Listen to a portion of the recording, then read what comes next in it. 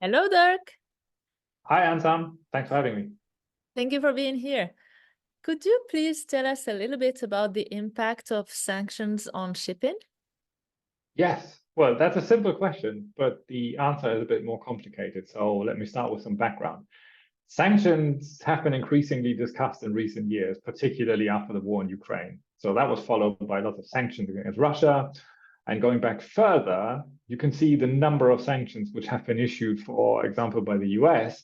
And that has constantly increased over the past 20 years. So when you look at a graph, there's almost a straight line up from the early 2000s. And the reason for that is simple, because sanctions have developed into a widely used tool for foreign policy.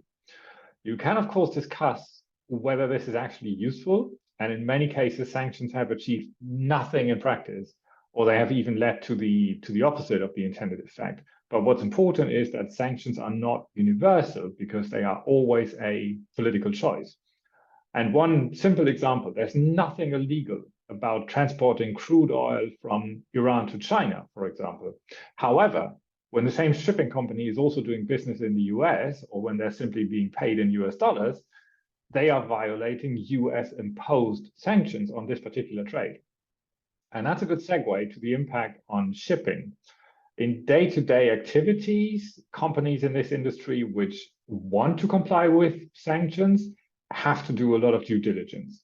You have to check whether your suppliers or your clients are not actually sanctioned entities, for example. Now, that sounds simple, but it's surprisingly complicated in practice when you're dealing with companies in various jurisdictions around the globe.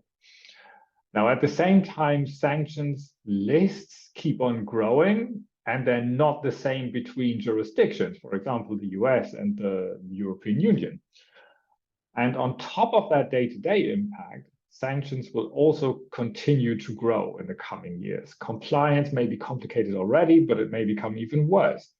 That means it makes sense to plan ahead, to discuss contingency measures, and to implement them when it's necessary. That's something where we at Risk Intelligence, for example, provide a lot of advice. Our clients may be very good with day-to-day compliance, but planning ahead requires pretty specific analyst knowledge.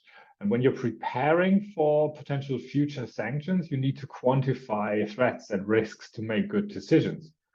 One very simple example is that there's a 5% chance of sanctions being implemented against a particular country. That may be something you should just be aware of.